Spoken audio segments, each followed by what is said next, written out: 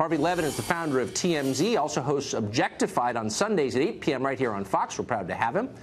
He has the very latest on this story and has from day one. Harvey, what is the latest?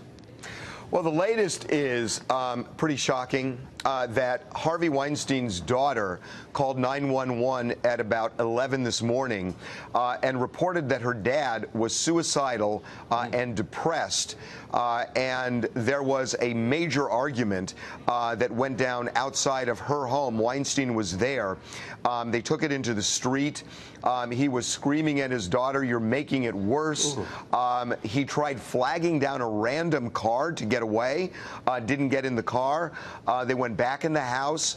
Harvey came back out, jumped in a black Suburban. Before the police arrived, they came roaring over because of the 911 call. And at that point, Remy, the daughter, told police, well, it wasn't really a suicide attempt. It was just a family dispute. So she backed off what she had called about. But, you know, obviously, you know, this is a guy whose world collapsed. You know, his wife left him. He lost his job. He is now the subject of scorn and ridicule all over the world. So it seems like it's taken its toll. So I thought he had left the country, was planning to go to rehab in France. That was the announcement. Is that still going to happen? Well, we didn't say France. We broke the story that the plan yesterday was for him to take a plane out last night and go to Europe. We don't know where in Europe, but we said Europe. It could have been France. It could have been somewhere else. It changed. He did not go last night.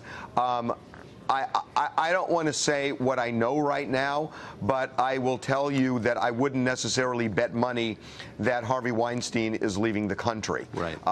And that story will develop over the next So 8 we're to 10 hearing, hours. and I don't know if you can comment on this, that he's the subject of a federal investigation, FBI investigation. Could that be related to what you just said? Yeah, look, I have heard this, Tucker. It seems insane to me. I can't believe that's the case. I mean, this is not a federal crime.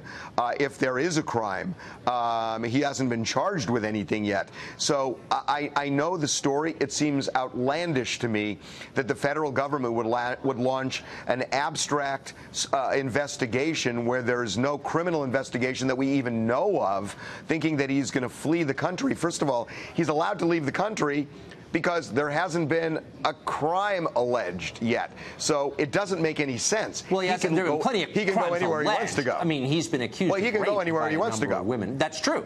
He can go anywhere he wants to go. So what's the Justice Department investigating? Right. So what are they investigating?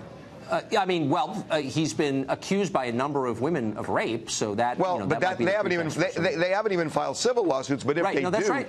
That's true. But still, even if they do, that's still not any basis for the Justice Department to get involved. Right. You know, he can go to Europe and stay there forever, and what's going to happen if there's a civil lawsuit is there'll be a default judgment. But it makes this story makes no sense, and that's why I mean it just doesn't make any sense to me. So the question is, I think at this stage, who knew what when?